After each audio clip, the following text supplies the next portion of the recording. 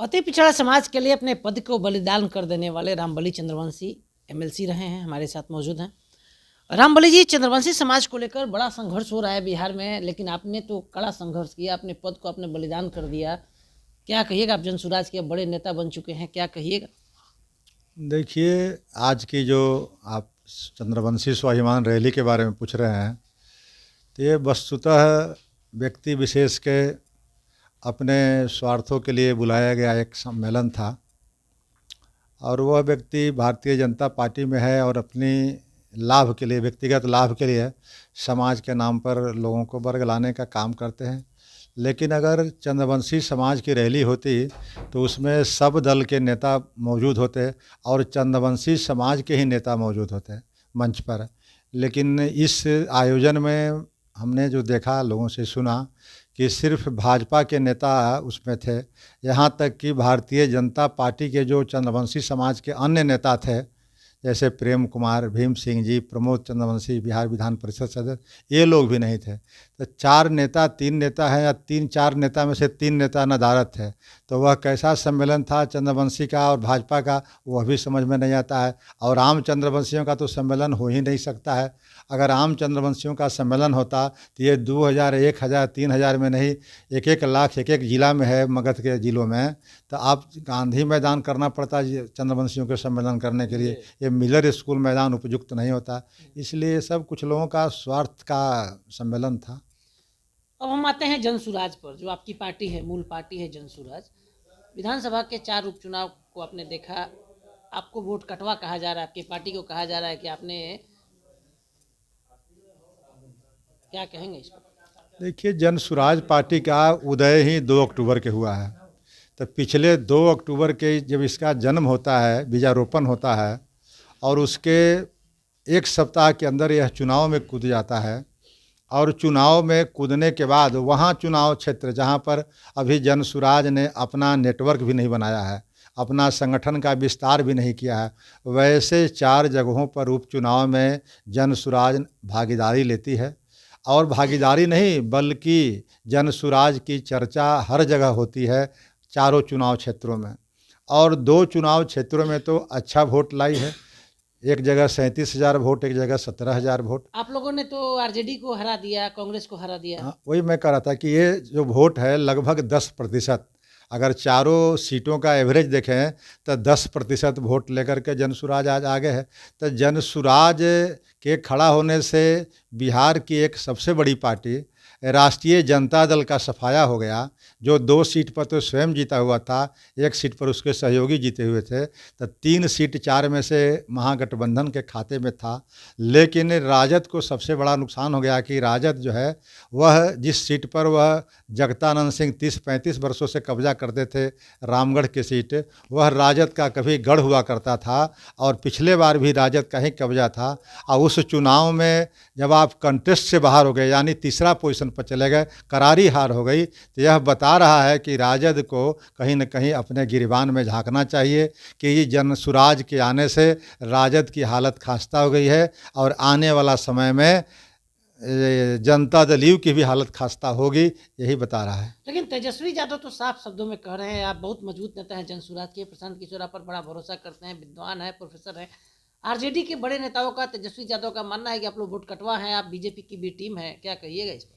तो प्रथम चुनाव में तो हर कोई वोट कटवे ना होता है। अब एक ही बार कोई बच्चा पैदा लेता है तो दौड़ना तो नहीं ना शुरू करता है, वो रेंगना शुरू करता है, गिरता है, दौड़ता है, उठता है। तो उसी तरह की स्थिति है। तो अगर वो वोट कटवा कर रहे हैं तो फिर उनकी स्थिति खराब कैसे हुई? किसी के 10% वोट लाने से प्रथम चुनाव में ही अगर 10% वोट ला रहा है तो उसको आप क्या कहेंगे? रिकॉग्नाइज करेंगे ना। तो रिकॉग्नाइज कर रहे हैं और उसका कुप्रभाव हुआ है कि राष्ट्रीय जनता दल कॉर्नर हो गई, मतलब कि बाहर हो गई है कंटेस्ट से। तो वैसी स्थिति में राष्ट्रीय जनता दल को कुछ भी कहे। अब 2025 चुनाव का बिगुल कभी भी बच सकता है बिहार में, लेकिन आपकी पार्टी जनसुराज कर्पूरी जयंती को लेकर बड़ा तैयारी कर रही है, क्या कहिएगा इस पर? बिहार की सबसे बड़ी रैली करने की तैयारी है आपके पार्टी की तरफ से।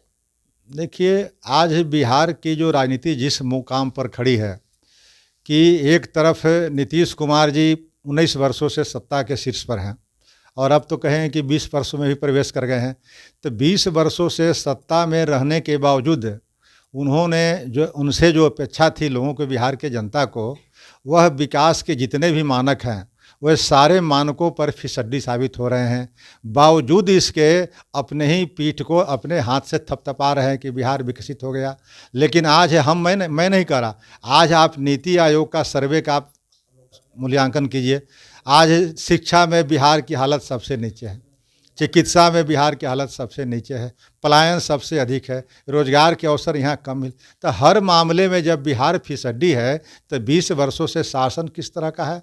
आज नीतीश कुमार जी महिला संवाद यात्रा पर निकल रहे हैं 15 तारीख से। तेजस्वी भी तो निकल रहे हैं यात्रा पर। नहीं, पहले तो नीतीश कुमार जी निकल रहे हैं महिला संवाद यात्रा पर, लेकिन महिलाओं की जो जीविका दीदियों का जो पटना में प्रदर्शन होता है अपनी मांगों के लिए, अपने हक के लिए, तो यही सरकार उन पर लाठियां बरसाती है, तरह तरह की प्रताड़नाएं करती है।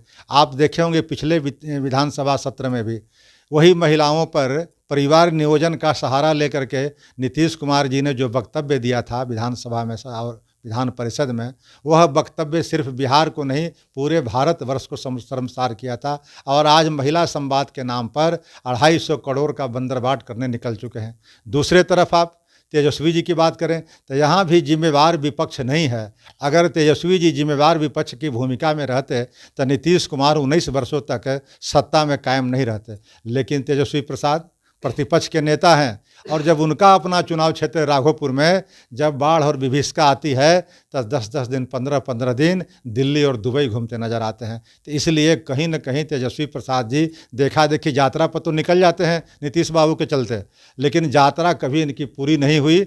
आज तक जितनी भी यात्राएं की हैं उन्होंने कोई पूरी नहीं की है, आगे भी पूरी करने वाले नहीं है। इसलिए अब तेजस्वी प्रसाद यादव के नेतृत्व में बिहार के लोगों को उम्मीद नहीं है। तो यह दो लोगों के बीच में एक तीसरा रास्ता जो बचता है, बनता है, वही जन स्वराज का रास्ता होगा आगे आने वाला समय में। लेकिन 25 में अगर इसी तरह आप लोगों ने चुनाव लड़ा तो इंडिया अलायंस कमजोर पड़ेगा, फिर से नीतीश कुमार बिहार में मुख्यमंत्री बन जाएंगे भारतीय जनता पार्टी के समर्थन से, चिराग के समर्थन से, मांझी के समर्थन से, क्या कहिएगा? देखिए, मेरा तो मानना है कि 2025 का चेहरा नीतीश कुमार जी होंगे ही नहीं।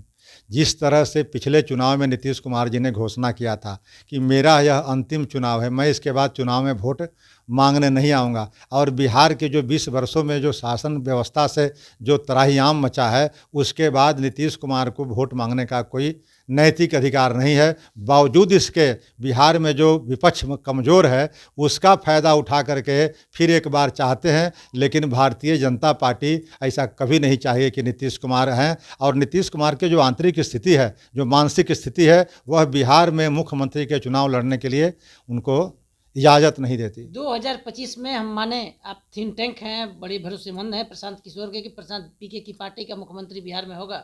हो सकता है। मैं तो कह रहा हूँ कि दोनों तरफ से उदासीनता है बिहार के लोगों को, तो उसमें एक नया कोण की गुंजाइश है, और वह कोण जो है जनसुराज जो है एक विकल्प दे रहा है, विकल्प बन करके उभर जाएगा। आने वाला बहुत जल्द समय में जनसुराज जो है से अपना ये दिखाएगा जलवा।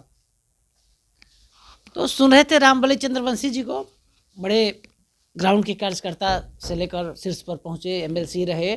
प्रशांत किशोर को लेकर बड़ी भविष्यवाणी कर दी है, दावा कर दिया कि 2025 में हो न हो प्रशांत किशोर की पार्टी से बिहार का मुख्यमंत्री बनेगा।